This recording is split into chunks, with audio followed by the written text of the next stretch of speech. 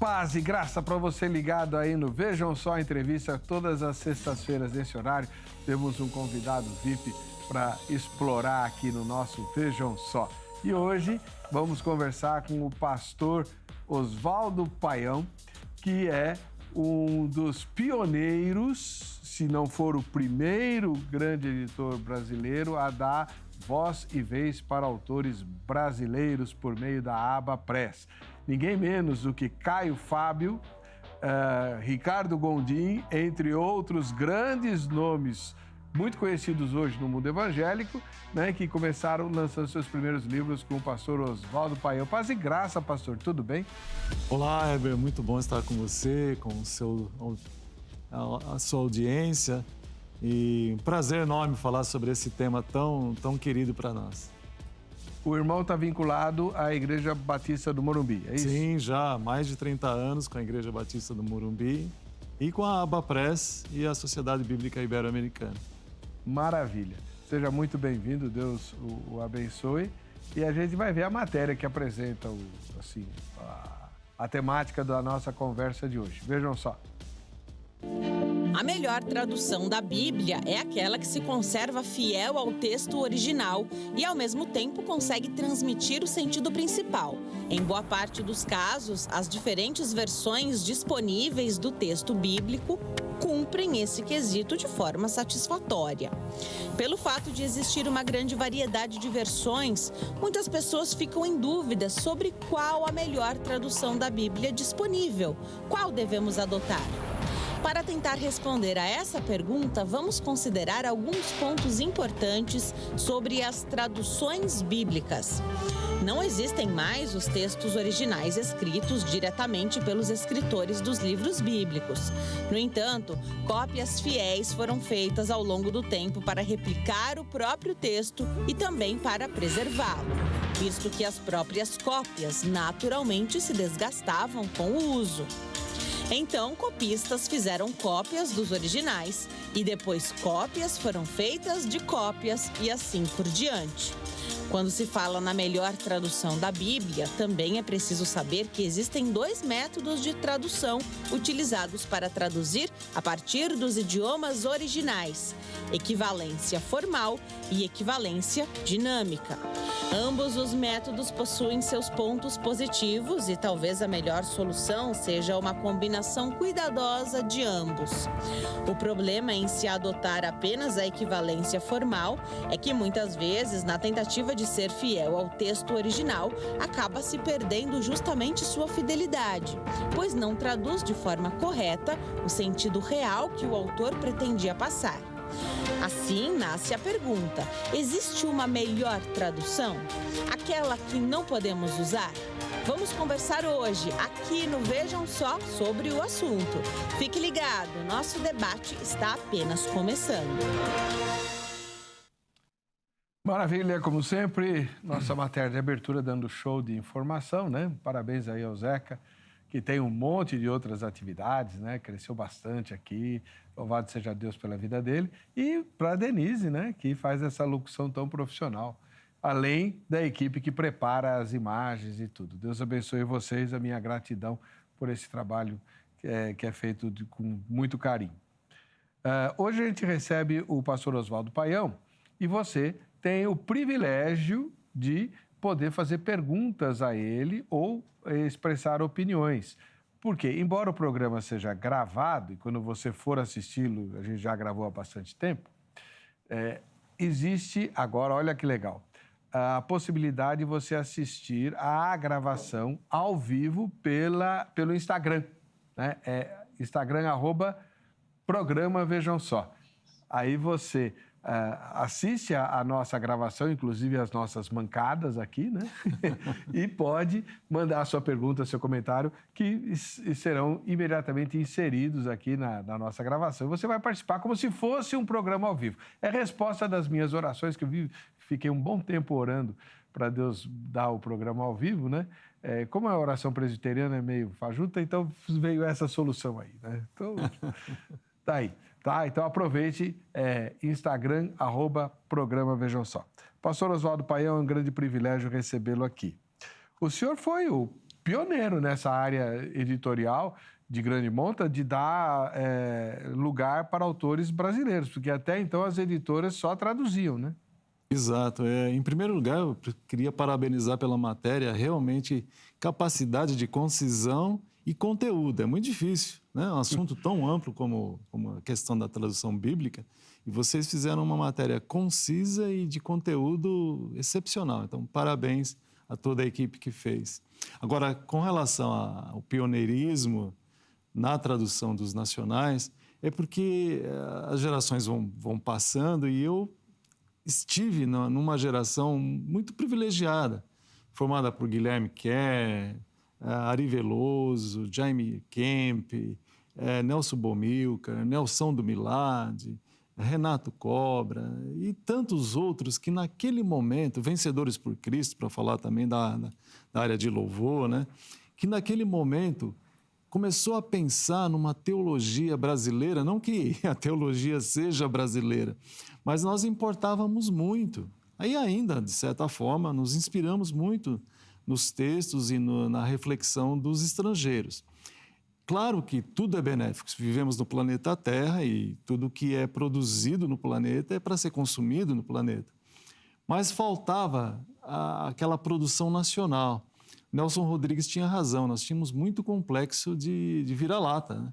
Nós achávamos assim, o final da fila, nós não podíamos produzir. E todo esse grupo evangélico começou a repensar. Tanto que o Guilherme e a Kerr e vários outros autores, compositores, começaram a produzir uma inódia, né? Uns cânticos e uns hinos nacionais, falando de temas brasileiros, que despertaram o coração do povo do Brasil a se sentir participante do reino de Deus sem dever nada a estrangeiros. Então, naquele momento, eu estava na CEPAL, havia começado a editora CEPAL, e a primeira pessoa com quem nós conversávamos muito, íamos a congressos, participávamos, trocávamos muitas ideias, era o Ed Renekiewicz. E foi dele o primeiro livro que publicamos, de um autor nacional. Depois, naquela mesma época, o Caio estava cheio do Espírito Santo, era um outro Caio. Na época Caio Fábio, Congresso da Vinha. Isso, os congressos da Vinha, os congressos da CEPAL. Ele acabou depois indo pregar internacionalmente.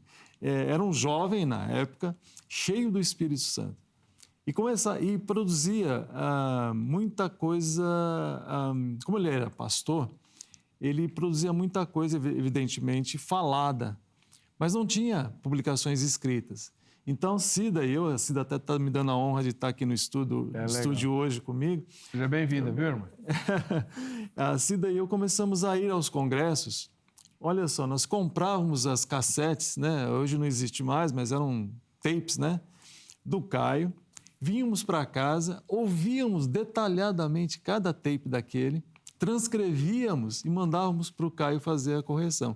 E começamos assim criamos um tipo de livro pequeno que havia nos Estados Unidos chamado booklet, que são livros sucintos.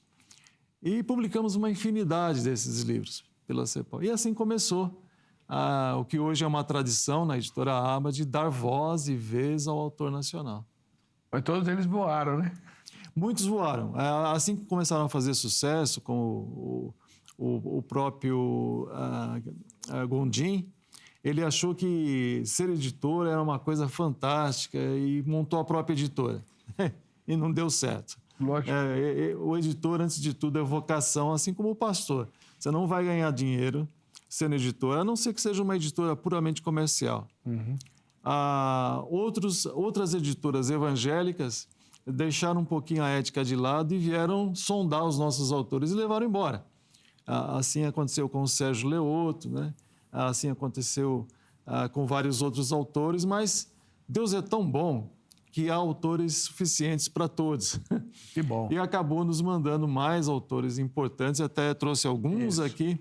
Vou pedir para o diretor depois focalizar aqui. Há uma série de livros, porque assim, muita gente agora só conhece a ABA Press pelo viés da Bíblia King James atualizada. E não é só isso que ela faz. Ela sempre fez livros e continua fazendo livros de autores, inclusive, nacionais. Exato. Né? Que, eu vou frisar isso. Quando você edita um livro, você está se arriscando, você está investindo um dinheiro que pode ficar encalhado na livraria. Então, o que é que faziam as editoras? Elas escolhiam só os bambambam, como autores, que vinham de fora, que sabe que vende, né? E os brasileiros iam ficando para trás. Então, esse seu gesto, irmão, foi de um pioneirismo muito, muito grande, né? E parabenizo, louvo a Deus pela sua vida, porque senão... Eu trabalhava numa editora também, Edições Vida Nova, a gente ouvia lá, inclusive o pastor Saião, que é seu amigo, que já esteve aqui conosco, ele era um dos que mais propugnavam um espaço para autores brasileiros, mas a Edições Vida Nova era, e é até hoje, propriedade da Missão Batista do Sul dos Estados Unidos. Então, é uma missão americana, né? E havia promessa de autores brasileiros lá, mas quem cumpriu a promessa foi o irmão. Né? Mas a Vida Nova tem evoluído muito nessa área agora, né? Depois de uns muito tempo 30 depois, anos depois. Mas, enfim, tentando encerrar essa ideia maluca de que nós não temos competência para concorrer lá fora. E tem algumas coisinhas assim interessantes, né? A gente dá muito valor ao que vem de fora e o irmão sabe, eu sou revisor, né? E de vez em quando eu pego livros americanos para ler e tal, e o que eles veem com erro é brincadeira. Mas, assim, erros não é erros de gramática, além dos erros de gramática. Por exemplo, eles vão citar uma referência bíblica, né? E erram o endereço da Bíblia. Erram o endereço. João 3,16, eles põem 1 Coríntios 15,7. Você olha lá e fala, não, esse versículo não está em 1 Coríntios 15,7, é João 3,16. E passa, vende, eles não estão nem aí. Não há um carinho como nós brasileiros temos. Né? Nós brasileiros temos esse carinho de fazer tudo certinho, bonitinho, né? Então a gente tem muito mais valor do que muita coisa lá de fora. Até por causa do complexo, né, de inferioridade que herdamos. Então, a gente procura fazer a coisa com certo requinte, não que não escape, infelizmente, alguns erros, mas a busca das editoras nacionais por excelência. É por excelência. Eu fico feliz, porque quando eu trabalhava na Vida Nova mesmo, né, a gente ficava muito mal, porque eu tinha um chefe. Eu dizia que ele tinha parte com o capeta, porque a gente revisava o livro 200.000 vezes, aí ia para a gráfica. Quando chegava da gráfica, ia direto para a mão dele, né? Aí, se o livro tivesse um único erro, a hora que ele abria assim, caía na página que estava errada. Ô, Weber, você deixou passar aqui, ó, essa vírgula está errada. Robson, é um errinho só. Não, são 3.000 erros, que essa edição foi de 3.000. Você sabe que na Editora Abril isso se chamava o erro do chefe. Ah, é? E sacanamente, a gente deixava um erro passar para o chefe pegar. E aí ele ficava tranquilo. É só esse, né, chefe? Mas era assim. E quando eu tomei contato com as publicações americanas e vi assim, um desleixo muito grande, né? O autor, do jeito que ele digitou, vai para a gráfica e pronto. Aí falei, não, tá errado isso aí. Nós somos melhores do que eles. Agora, irmão, falando da matéria, né? O texto do Zeca lá fala sobre a questão de traduzir para trazer para o português o melhor sentido original do texto sagrado. Isso é difícil, não é? Principalmente para atualizar a linguagem. É uma tarefa hercúlea, é uma tarefa assim... o Humberto Eco tinha uma frase, né? Tradutore traduttore. O significa tradutor traidor. O tradutor jamais vai conseguir, seja ele quem for, seja a equipe que for, traduzir exatamente o pensamento do autor original da língua de saída para a língua de chegada, ou seja, para quem estiver lendo. Essa é uma proeza, uma utopia. Porém, ele pode chegar muito perto, ele pode ajudar. E daí o benefício das traduções. Elas são importantes por quê? Porque sem elas você não teria acesso às grandes obras. Então é melhor ter acesso às grandes obras com algumas pequenas falhas do que não ter acesso nenhum. Então, mas é uma tarefa muito difícil, porque inclui... Hoje, nas universidades, você vai à Universidade de Jerusalém, com quem nós temos contato frequente, vai aqui à USP, onde há doutores fabulosos em hebraico. Hoje em dia, é uma das cadeiras bem concorridas na USP, a carreira de línguas orientais, orientadas para hebraico e para grego também. Então, você vê digamos assim, a excelência, a dedicação daqueles doutores na exegese, que é na interpretação melhor possível da Torá, ou seja, do texto hebraico, para adequar a linguagem corrente portuguesa. Porque nós estamos falando, evidentemente, de uma linguagem oriental de 5.000 anos atrás para uma linguagem moderna, portuguesa, ocidental. Isso muda tudo. Isso muda tudo. Pensa que é fácil? Também não é fácil apresentar aqui. Mais uma vez, eu esqueci de pôr a enquete no ar. Então, eu estou tomando até remédio para a memória, mas não adianta. Eu me empolgo aqui e esqueço da enquete. Então, tem uma pesquisazinha aí para você responder. Vamos lá? A enquete é a seguinte. Você possui Bíblias com versões diferentes, como Almeida, NVI, King James atualizada, etc. Sim ou não? Porque muita gente tem só uma Bíblia, basta uma, e tem gente que quer ter várias versões. Então, só para a gente ver a proporção aí, tá bom? Essa é a pergunta. Ao final da edição, a gente confere o resultado, que vai ser parcial, como eu sempre digo, né? Agora, pastor Paião, além do desafio normal de pegar o texto original, o texto antiquíssimo, de outra cultura, lá do Oriente, e trazer para o português atual, de forma fiel, nós temos uma outra dificuldade que eu queria que o irmão comentasse com toda a liberdade. Não é a primeira tradução para o português. Se fosse, estava ótimo, né? Mas não é. E outros grupos que já fizeram essa tradução patentearam o texto, né? O tal do direito autoral. Então, se a melhor tradução é essa aqui, mas alguém já fez, eu posso pôr na minha Bíblia ou eu tenho que fazer diferente? Não, a patente, o direito autoral é sobre a tradução.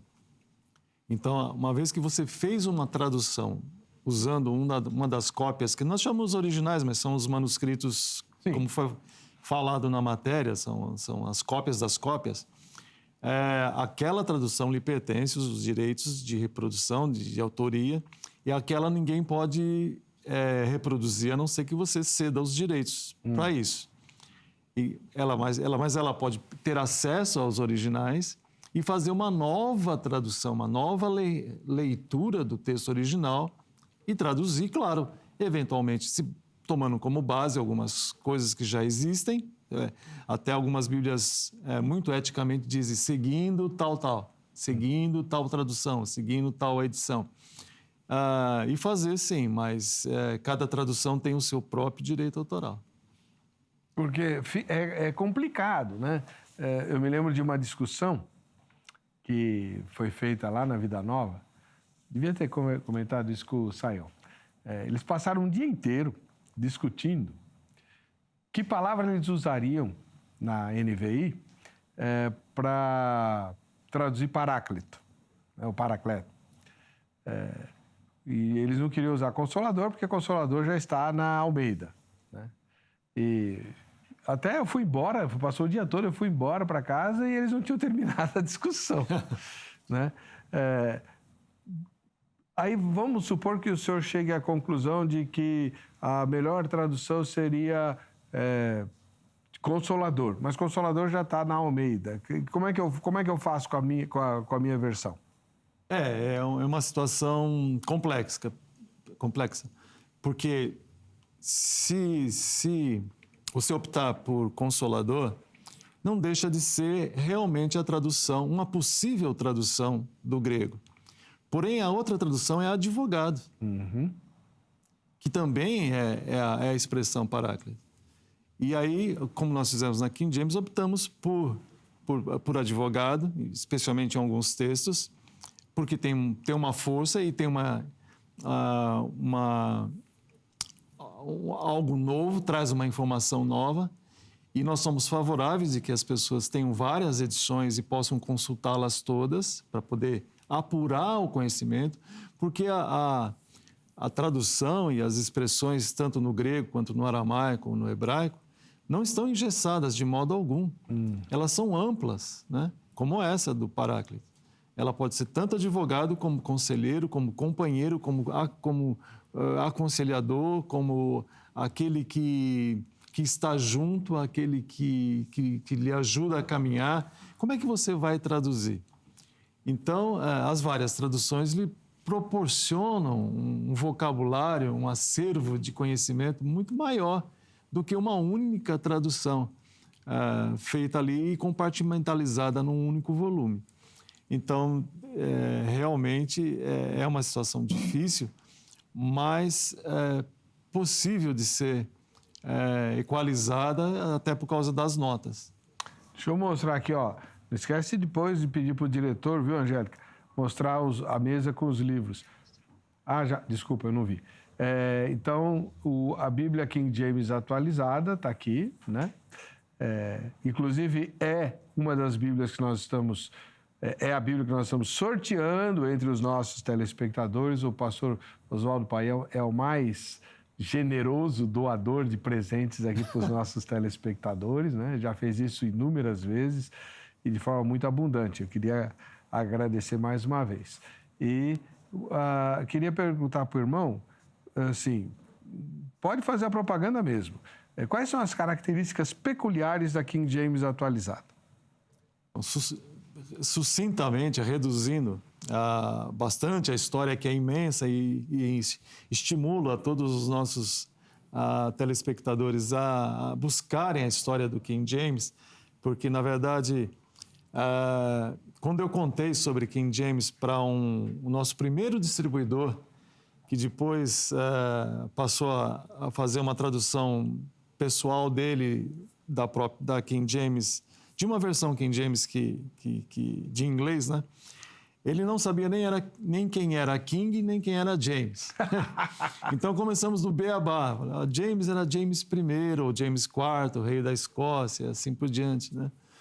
Então, a diferença da King James é porque foi a primeira Bíblia na Europa realmente a unificar reinos, assim como em alemão a Bíblia de Erasmo de Roterdã, né, a Bíblia de Martinho Lutero, desculpe, unificou o alemão, de Calvino o francês, né? A Bíblia de King James unificou todo aquele império da Grã-Bretanha, da Escócia e de outros países, como o Reino Unido da Inglaterra. A própria leitura, tanto que Shakespeare, que foi uma pessoa, todo mundo conhece, o grande dramaturgo, que era amigo de King James e cooperou demasiadamente na tradução, ele teve que buscar criar frases em inglês, porque não havia frases em inglês que pudessem traduzir o grego e o hebraico para a tradução da Bíblia. Então, toda a parte de Mateus 5, 6, 7, daquele belo Sermão do Monte, os campos, as flores, aquelas expressões românticas não existiam em inglês. Porque o inglês era uma mistura de alemão e francês. Uhum. E ele criou, então, frases e todo um repertório em inglês que ajudou no próprio estabelecimento da língua. Então, fizemos uma homenagem a essa tradução. King James foi um biblista, falava 15 idiomas. Seu tutor, quando ele tinha 5 anos, era John Knox.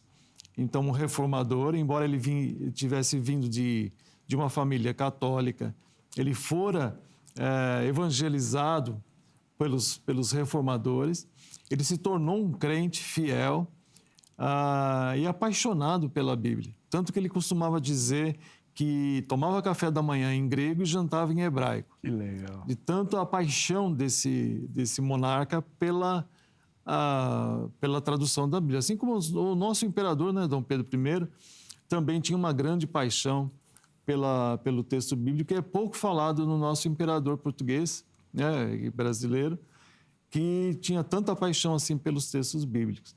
E aí fizemos uma homenagem a ele, porque ele reuniu 54 dos grandes pensadores de Oxford, da Universidade da Inglaterra, de várias denominações, e produziram um texto que, a princípio, eles pensavam ser apenas uma correção ou uma nova forma de dizer o texto das Bíblias anteriores, de Henrique VIII.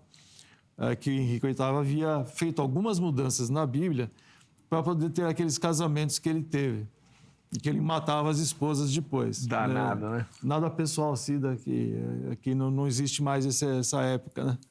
Graças a Deus. Mas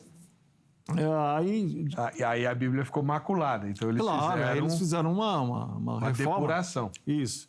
Mas ficou tão boa a revisão que os próprios companheiros, discípulos do rei James IV, falaram, olha, vamos denominar essa Bíblia de King James, em homenagem ao rei. Uhum. Bacana. E aí o irmão pegou o texto em inglês e fez a tradução, né? Agora, lembrando o seguinte, a tradução King James, ela é tão popular no mundo de fala inglesa e tão forte que eu me lembro, não faz muito tempo, um pregador nos Estados Unidos fez uma reunião de diáconos, acho que era uma igreja batista, fez uma reunião de diáconos e começou a ler o texto sagrado, acho que numa outra versão, mais moderna, né? E aí um dos participantes falou assim, ô pastor, por que o senhor está lendo essa versão aí? Leia a versão que Jesus usava, King James. Isso ficou muito conhecido, né? Então, a ideia mesmo é muito presente de que a tradução King James era inspirada, né? Não é bem verdade, isso não é verdade, mas ela tem uma autoridade gigantesca. Sim, tem uma autoridade gigantesca. Claro, é um pouco de exagero, e bastante exagero, em dizer que é a Bíblia que Jesus usava, até porque ele não usava essa Bíblia, não estava escrita ainda, mas ele usava a Torá, que já existia, e usava todo o trabalho já feito para o Antigo Testamento. E ocorreu uma coisa, você falou de Vida Nova, ocorreu um evento muito interessante. Quando, da primeira tradução da NVI, eles tiveram que dispensar metade do trabalho por conta dessa tradução enviesada, porque não basta você fazer a tradução, você tem que conhecer muito, muito bem o idioma de chegada. Uhum. Não basta você falar português, você tem que conhecer as nossas peculiaridades gramaticais e linguísticas. Uhum. Caso contrário, você vai traduzir gato por sapato. São termos que podem soar semelhante, que podem ter a mesma semântica, mas não têm o mesmo significado. E nem querem dizer a mesma coisa. Então, eu lembro que o Dr. Chad ficou muito triste, porque eles já tinham publicado João, e quando alguém alertou para esses fatos que você apontou um pouquinho antes, eles tiveram que dispensar todo o trabalho. Foi quando contrataram o Saião, Carlos Oswaldo Pinto, o Estevan Kirchner, e vai uma outra equipe muito boa, da qual tive a felicidade de participar, para começar tudo de novo, tudo do zero. Porque são os brasileiros com formação em linguística, em gramática, em semiologia, enfim, com formação técnica, que podem melhor, não perfeitamente, mas melhor, traduzir um idioma do inglês para o português. E só um reparo, nós não fizemos exatamente uma tradução do inglês. Nós fomos aos originais, comparamos com o inglês, porque há uma uma diferença bastante grande. O inglês que King James usou não é o inglês atual. King James usou o Erasmo de Rotterdam, por isso eu me confundi há pouco. King James usou o Textus Receptus, que é muito bom, nós também usamos, mas não todo. King James usou um texto antes das grandes descobertas de 1953, 54, 55, nas cavernas do Monte Qumran. Ele não tinha acesso a isso. Usou o texto de Erasmo de Rotterdam. Agora, usamos o texto que a Sociedade Bíblica da Alemanha preparou, tanto o grego quanto o hebraico, que vem dessas grandes descobertas em Qumran. É o que a gente chama de texto crítico. Isso. Perfeito. Veja bem, se você usa o termo atualizado, você não pode se basear numa fonte que não está atualizada. É uma questão aí de... existem sociedades bíblicas voltadas para a manutenção intocada do Textus Receptus. Aqui no Brasil, a Sociedade Bíblica Trinitariana, né, cujos representantes já estiveram conosco também, por entenderem que é a melhor tradução do Novo Testamento e tal, né? Enfim, há toda uma questão histórico-cultural por trás dessas preferências e por uma certa torcida de nariz aí para as descobertas que resultaram no texto crítico, né? Que não é o caso aqui de comentar, né? Então, o nome King James da sua Bíblia, dessa aqui que a gente está sorteando, ele é mais uma homenagem à primeira versão bíblica de alcance mundial, né, que foi realmente a King James. Mas o texto sagrado é baseado num profundo trabalho de escavação e de tradução. Isso. É isso? Isso mesmo, perfeito. Barbaridade. Quanto tempo levou para fazer? 10 anos. 10 anos? Um pouquinho mais de 10 anos, mas 10 anos. Misericórdia. E tem a forma em Bíblia de estudo e tem a Bíblia normal, como essa que eu mostrei aqui, né? Aproveitamos muitas das notas, das pesquisas para fazer a Bíblia de estudo, de luxo, né? E também uma condensada, porque a Bíblia acaba ficando bastante grande, você vê, essa é a Bíblia de estudo. Eu tenho uma dessa. É bastante grande, né? É grande. E aí fizemos umas 100 as notas para poder condensar um pouco. Como é que os irmãos trabalharam algumas expressões que só os crentes antigos, né, estão acostumados, os novos não, do tipo, em verdade vos digo. Ninguém fala português assim, né?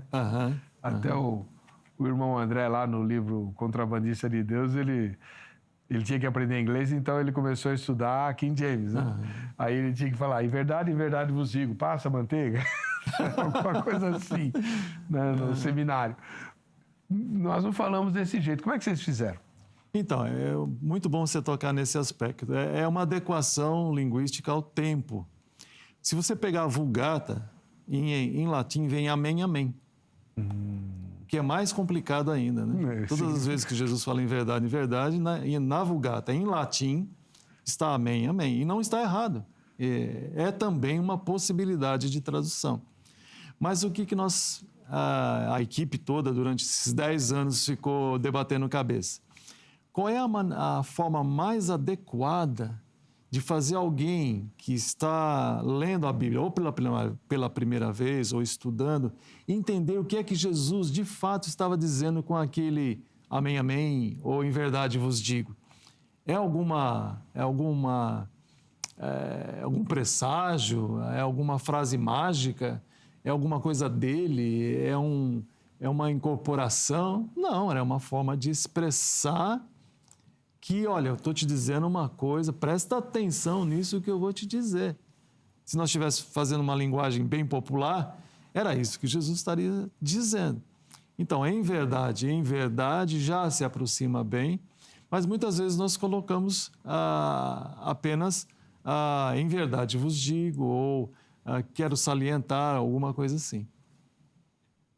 Por falar em linguagem popular, eu já ouvi aqui no programa, não sei porque eu não sou erudito nessas coisas, né, de que o texto bíblico original, em hebraico e grego, ele não tem a erudição e a pompa toda que muitas traduções, inclusive a de Almeida, possuem, né?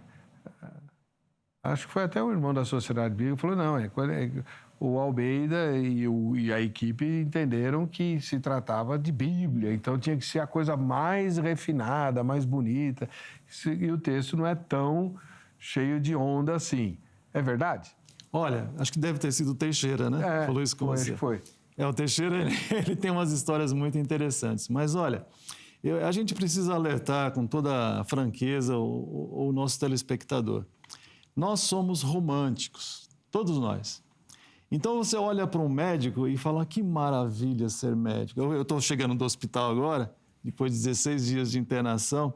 Não é Covid, não, é só uma inflamação aqui na perna, que me gerou uma necessidade de cirurgia.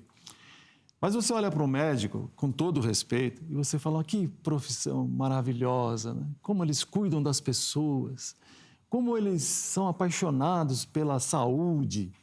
Aí você convive 16 dias lá dentro do hospital com eles, e você vê as discussões, as políticas, as demandas, e você acaba caindo na realidade. Assim também é com a Bíblia. Você olha para o João Ferreira de Almeida e fala, olha, mas que moço bonzinho, aos 15 anos, que mente privilegiada, traduziu do grego, do hebraico, do aramaico, a Bíblia, lá nas ilhas do Pacífico, para aquele povo, pela missão da Holanda. Nada disso. Ele pegou o texto em inglês do King James e reproduziu. Comparem.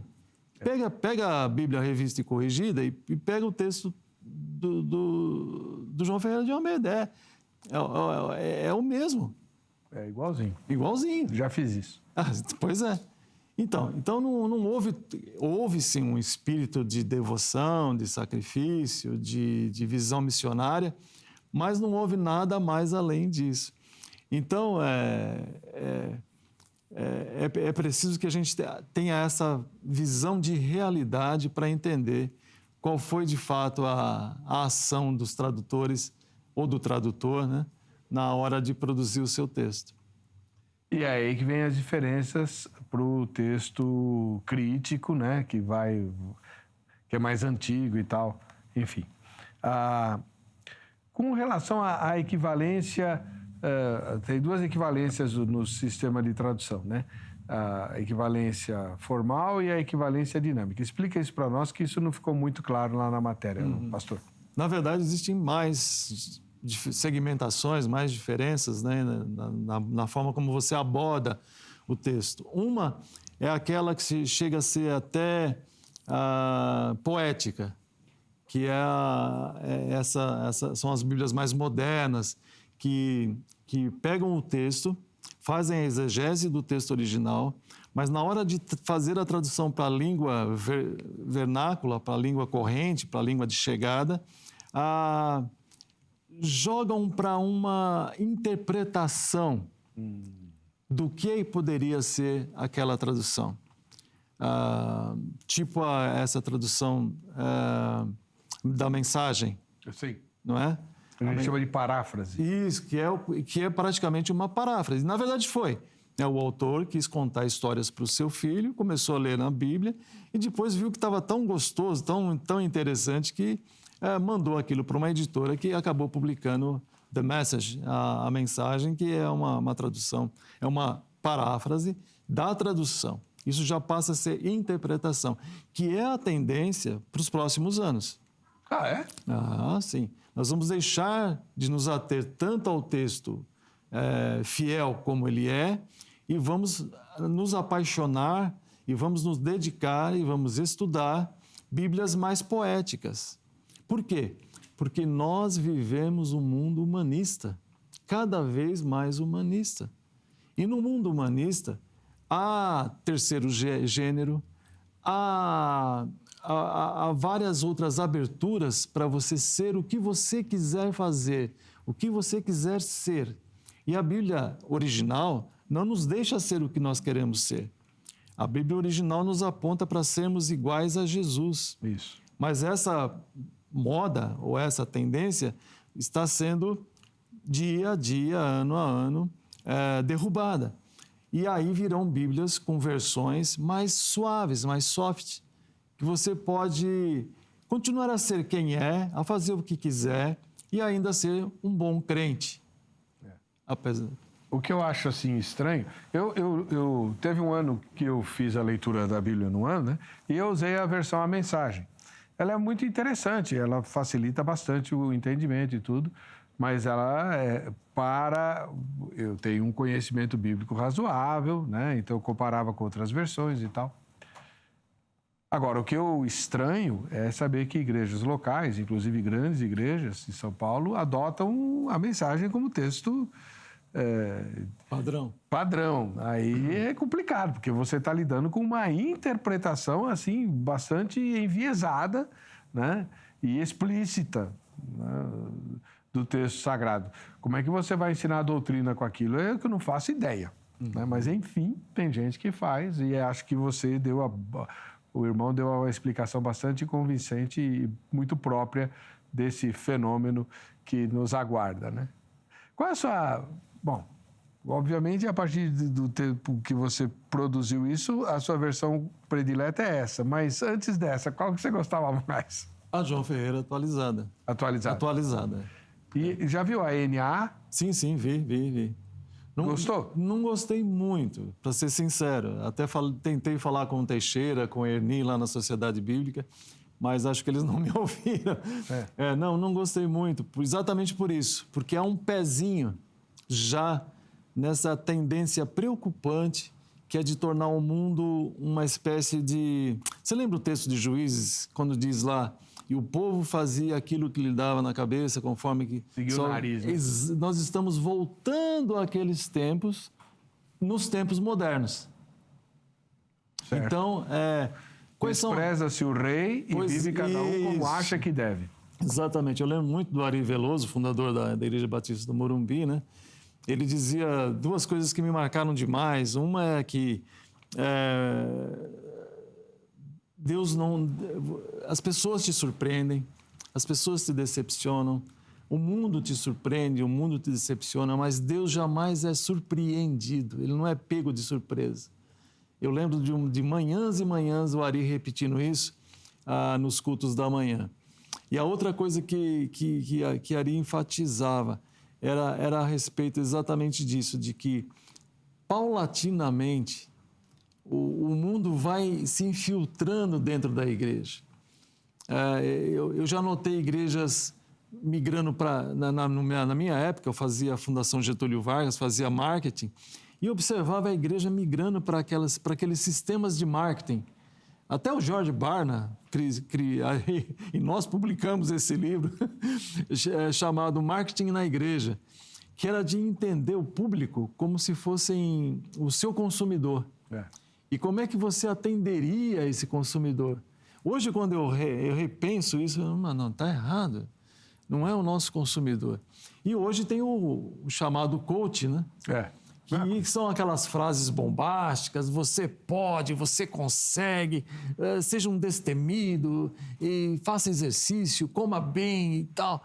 E misturam tudo e adoçam com religião, adoçam com algumas pitadas do melhor e mais aceitável conceito bíblico, mas não das suas ordens, não das suas ordenanças, sendo que foram as ordenanças e os mandamentos que construíram o povo de Israel. Muito bem. Como eu disse, tem gente assistindo ao programa, né? É uma gravação, então estão assistindo pelo Instagram. E quem quiser pode fazer comentários ou perguntas, né? Eu não sei se eu consigo ler aqui. É o Carlos. Pergunto, por que no caso da afirmativa de Jesus na situação do divórcio, muitos tradutores usam diversas expressões tais como adultério, fornicação, lascívia e outros? Os significados são genéricos. É só isso mesmo ou tem mais coisa, Angélica? Tá. Então, acho que a passagem de Mateus 19, né? Em que Jesus trata do divórcio, aí, quando Jesus fala assim, alguma coisa parecida com se houver o divórcio, exceto na situação tal, né? Esse exceto é o que todo mundo vai olhar, né? Deixa eu ver se eu consigo achar uma brecha aqui para mim, né? E aí os tradutores usam expressões como adultério, fornicação, lascívia e outros. Os significados são genéricos. O que é que Jesus quis dizer ali mesmo? Desculpa, Heber, não entendi a pergunta. A pergunta é do Carlos. Sei. Lá no texto de Mateus, acho que é Mateus 19, ou então no paralelo de Marcos, né? Quando Jesus fala assim, olha, perguntam para ele, é lícito divorciar, dar carta de divórcio? Aí Jesus fala que não. Depois eles falam, não, mas Moisés mandou, Jesus aí vai expor o assunto. Ele diz, por causa da dureza do coração de vocês, mas não foi assim no princípio, então, quem repudiar a sua mulher, exceto no caso de, né? Até eu vou procurar aqui na King James, vamos ver como é que vocês resolveram isso aqui, né? A pergunta dele é por que os tradutores usam tantas palavras para esse apesar de, não é? Se não pode ter divórcio, não pode ter divórcio, pronto, né? Acho que a Almeida traduz com relações sexuais ilícitas. Sim, de fato, qual é a lei? Qual é o texto bíblico da Torá? Não se separe, não há divórcio. Passados alguns ou muitos anos, o povo ficou tão lascivo, tão mal criado, tão deseducado. Veja que a Bíblia é fascinante. Se você pegar os 4, 5 primeiros capítulos de Gênesis, você tem a Bíblia toda. Tá brincando? Pode fazer essa experiência. Porque nós repetimos atitudes de gerações em gerações. Entendi. E aí vem os mesmos conceitos para as novas situações, mas que são velhas. O próprio ato da tentação, né? Que é a sugestão mais bizarra do que o demônio fez. E Deus havia dito, Deus é Deus. Ele disse para o casal, gente, vocês podem ficar à vontade, aqui é de vocês, cultivem um jardim para vocês. Que coisa mais maravilhosa que isso. Agora, ali, vocês nem olhem, nem vão, não é para vocês. Se tivéssemos tempo, né, podíamos questionar por que então, se não é, por que pôs, né? Mas deixa para lá. Não é. Aí vem o enganador, o rei da mentira, e com a capacidade de convencer, simplesmente seduz a Eva, que Eva em hebraico significa humanidade, portanto, está ali muito claro de que o tentador vai sempre usar esse argumento contra a própria humanidade para desviá-lo do paraíso e apontar para o inferno, e seduz, e acontece tudo. Então, quer dizer, a Bíblia, desde o começo, nos primeiros capítulos, ela já dá toda a narrativa. A narrativa será essa. Quando chega lá, aí vem os mandamentos no Sinai, e vocês não podem se separar. Uma vez que casaram, não se separem. Acontece que, passados muitos anos, sabe por que eles estavam se separando? O marido podia separar, dar carta de divórcio à mulher porque não gostou da comida. Não gostei do jantar. Tchau. Claro que ele tinha outra intenção. Não era a comida. Comida era um disfarce. Agora, a Bíblia também, ela nos poupa, embora o hebraico seja bastante rústico e bastante objetivo, ela usa de eufemismos, não é? E os portugueses, quando traduziram, no caso João Ferreira de Almeida, quando traduziu, usou mais ainda, aproveitando o romantismo da língua portuguesa, que nós somos de língua romântica, é a nossa característica linguística, ele ainda, digamos assim, dourou mais a pílula ainda tornou os termos ainda mais eufemísticos, ou seja, mais macios, não é? Mais suaves para a interpretação. E por isso Jesus parece na boca de Jesus toda essa dificuldade em dizer por que do separar. Não é? O que a King James diz assim, eu porém vos afirmo, Mateus 19, 9, todo aquele que se divorciar da sua esposa, a não ser por imoralidade sexual, e se casar com outra mulher, está cometendo adultério. Né? E pelo jeito os discípulos não gostaram muito, porque no verso 10 diz, mas Então os discípulos consideraram, se esses são os termos para o marido e sua esposa, não é vantagem casar. Paulo vai dizer a mesma coisa depois, né? A gente vai voltar a essa questão no próximo bloco. Eu vou pedir para você anotar o telefone da Academia Teológica da Graça de Deus e durante a semana, no horário comercial, você liga lá para se informar como a Agrade, onde você morar, pode ajudá-lo ou ajudá-la a servir melhor a Deus e a exercer seus dons e talentos. A Agrade tem cursos para turbinar o seu conhecimento da Bíblia e, consequentemente, treinar você para o seu ministério, tá bom? 3115-0819, em São Paulo, 0 operadora 11, 3115-0819, e você, no horário comercial, liga de segunda a sexta. Os cursos da Agrade são na plataforma EAD, ensino à distância. Portanto, onde quer que você esteja, tendo internet, você consegue fazê-los, tá bom? E por falar em internet, aproveita e visita o site da nossa emissora, que é o canal por onde você pode mandar suas críticas, sugestões, pedir entrevistados, pedir temas e assim por diante. É o rittv.com.br. Na volta do bloco, além de falarmos dessa questão do divórcio e de desafios bíblicos, a gente vai mostrar também as fotos de quem está participando do sorteio dessa Bíblia aqui, por sinal. A gente volta já.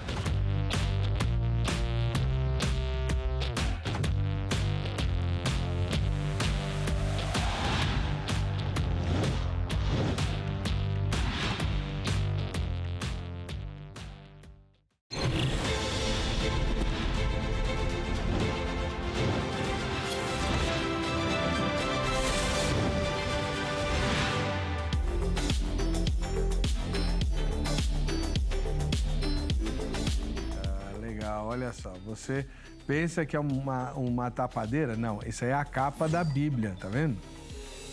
Aí, ó, eu tô atrás da Bíblia, olha que bonito, bacana, né? Primeira palavra, primeiro plano a palavra de Deus, muito bacana essa tomada aí. Por falar em Bíblia, estamos aqui recebendo com muita alegria o diretor da Sociedade Bíblica Ibero-Americana, o pastor Oswaldo Paião, que é também o diretor da Aba Press, uma das editoras mais tradicionais do mundo evangélico aqui no Brasil. O Carlin, ele mandou uma mensagem dizendo o seguinte: sobre João Ferreira de Almeida ter usado a King James 1611 para traduzir para o português, eu não sabia. Eu pensava que era direto do original grego e hebraico. Como todo mundo pensa, né? Mas se... Eu reparei isso há muitos anos atrás, quando comecei a estudar o grego. E aí você vai para as versões e fala assim, puxa, mas tá igual demais a King James, né? Mas palavra por palavra, né? Aí você fala, uau, né? Será que... Enfim, mas foi o recurso que ele utilizou lá, né? Ele precisava de uma referência e usou uma referência boa. Sim, e é claro que ele também teve acesso ao grego e ao hebraico. Isso não dispensa o acesso. Só que a tradução foi muito ajudada pelo King James. A velha história... É só ler. É só ler.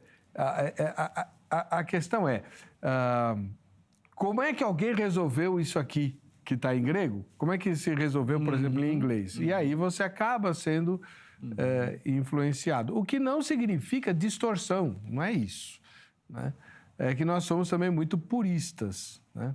Eu tive um professor que ele falava uma coisa que, aliás, ele citava um autor, um exegeta, eu acho que é o Joaquim, o exegeta, não lembro o primeiro nome dele, Joaquim, que dizia o seguinte: olha, a gente se preocupa muito com o grego nos evangelhos porque a gente tem a fonte grega, os evangelhos foram escritos em grego, mas Jesus não falava grego, ele falava aramaico.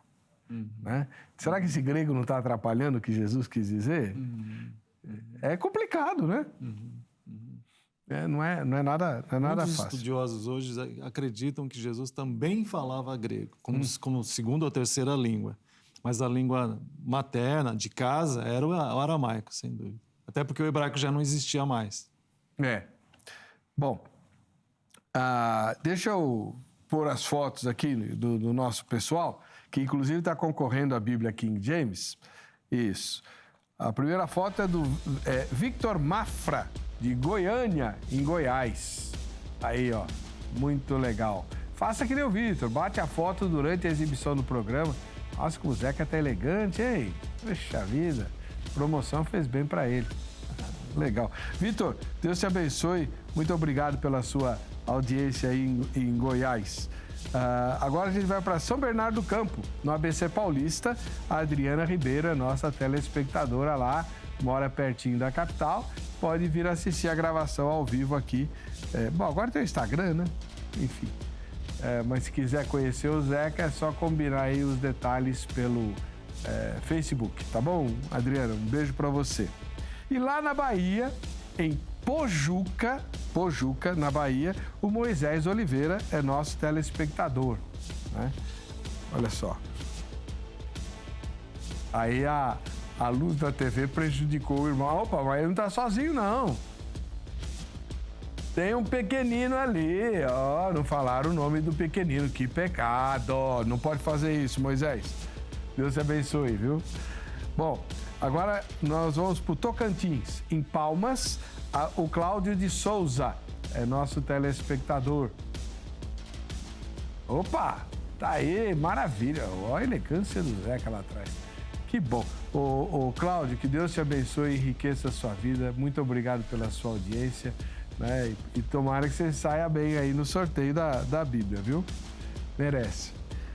Na Bela Vista, aqui no centro de São Paulo, a Ágata Fernanda. Vai ficar facinho para ela vir assistir a gravação. Outra jovem aí, né? Assistindo ao Vejam Só. Legal, maravilha. Deus te abençoe, Ágata. Boa sorte também para você. E lá no Rio de Janeiro, na Vila Isabel, né? Que é um bairro lá da Cidade Maravilhosa, a Ganira Clímaco, deve ser Clímaco. Ganira Clímaco, lá da Vila Isabel, no Rio de Janeiro. Um dia em que eu estava apresentando aí. Maravilha, uma sexta-feira. E o sorteio será feito para alguém do sexo feminino e outra pessoa do sexo masculino, no final do mês. Então, você ainda tem chance, faz sua foto aí, posta. Não sei como postar. Chama teu neto, tua neta, que ele faz isso em 30 segundos para você, né? Nem eu sei fazer também, mas meus netos sabem. Muito bom.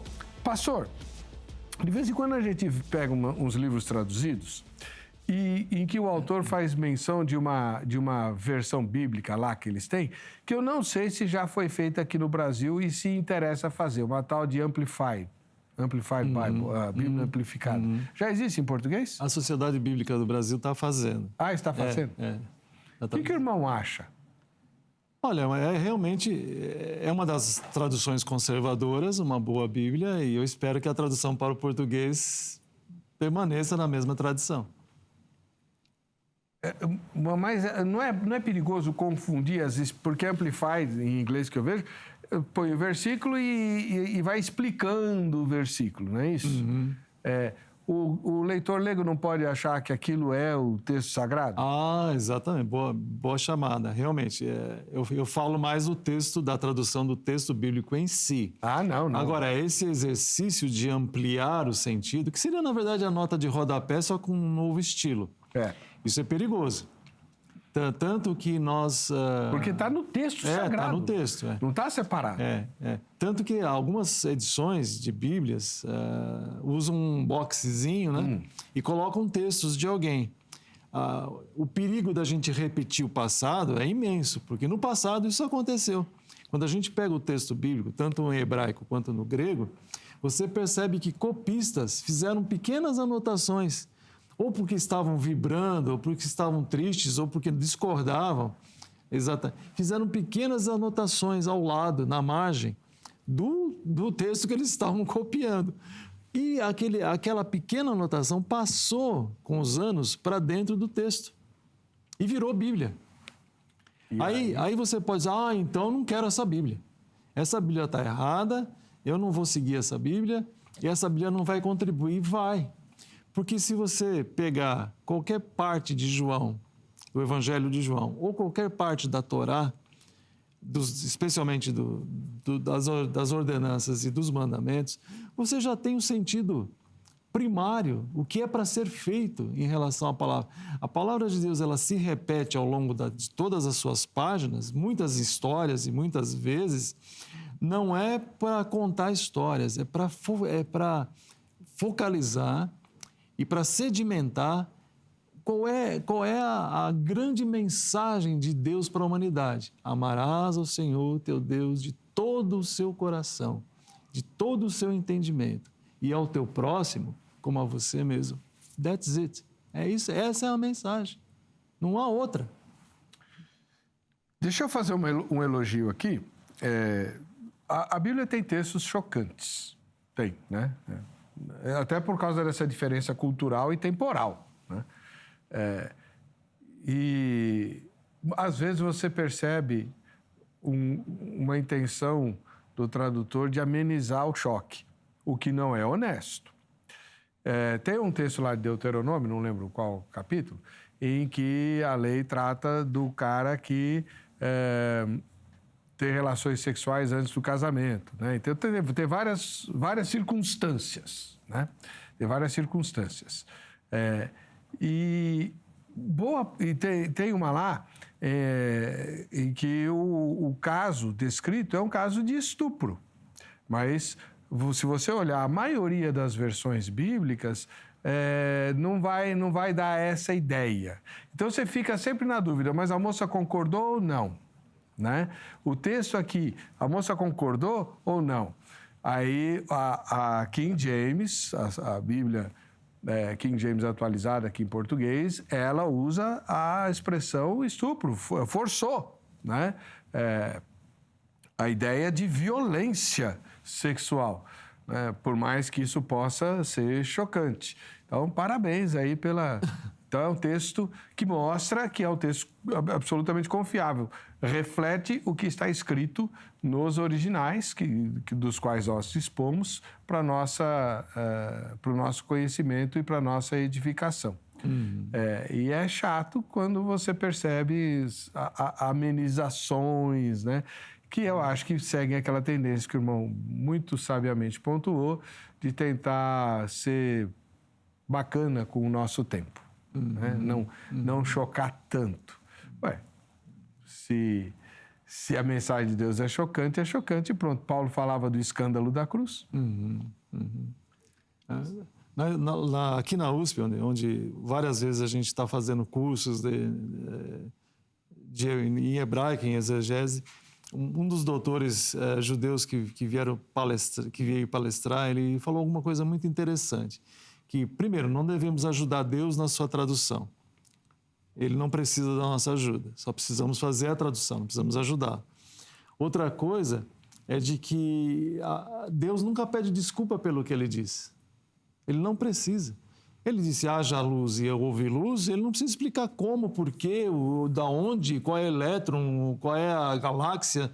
Ele não precisa entrar em detalhes, senão a Bíblia seria uma universidade de livros e incompreensível. Ele apenas diz o que ele diz com toda a sua verdade, franqueza e objetividade. Claro, os tradutores acabaram eufemizando, acabaram suavizando em função da cultura, em função do texto que era lido nas sinagogas e agora é lido nas igrejas.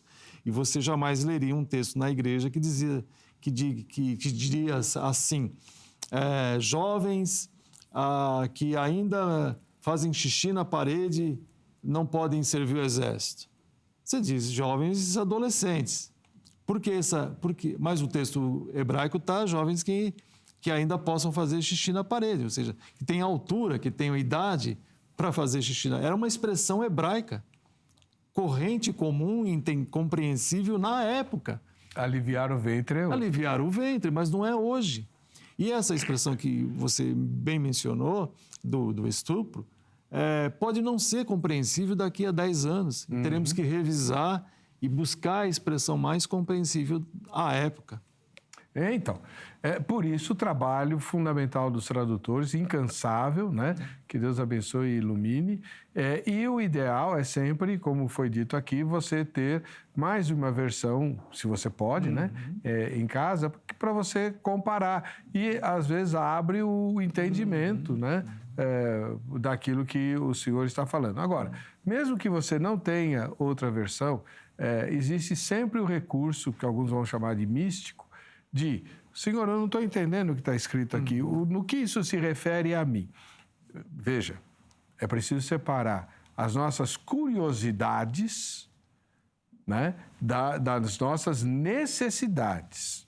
Então, qual a necessidade que eu tenho de saber de onde veio a luz, se é o Big Bang ou se não é? Isso não vai mudar nada na minha vida, nada. Não vai aliviar minhas contas, não vai me ajudar a ser um melhor marido, um melhor pai, não vai me ajudar em nada. É só curiosidade. Então, Deus não responde. Ué, ele não está lá para satisfazer os meus caprichos. Agora, eu preciso entender o que significa amar, porque eu tenho que amar meu próximo, eu tenho que amar a Deus. Isso eu preciso entender. Se o texto não deixar claro, e ele deixa escancaradamente claro, até para o nosso desespero, às vezes, quando fala de amar o inimigo, né?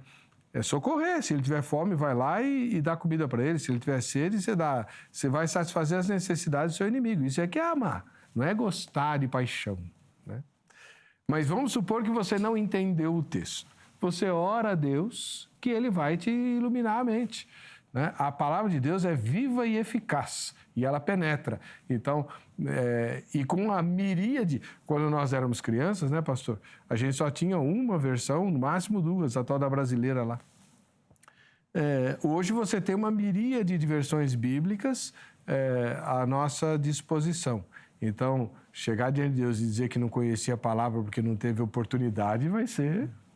Inconcebível. Inconcebível. Não seja eufemístico, mas Deus vai detonar quem falar um troço desse. Como assim? Você não conheceu a palavra vivendo no ano 2022 no Brasil, com toda a liberdade que tem? Misericórdia. Parabéns à Abapress. Obrigado. Parabéns à Sociedade Bíblica Ibero-Americana. Parabéns ao irmão que há tantas décadas se debruça sobre a tarefa de entregar a Bíblia à pátria, que já foi, inclusive, o slogan, né, da Sociedade Bíblica, mas não é só dela. Essa é a tarefa do povo de Deus, que o irmão brilhantemente realiza. Deus o abençoe. Amém. Muito obrigado mesmo. Para você que fica com a gente, que fica com essa emissora, o Ósculo Santo, e a gente volta na próxima sexta-feira no Vejam Só Entrevista.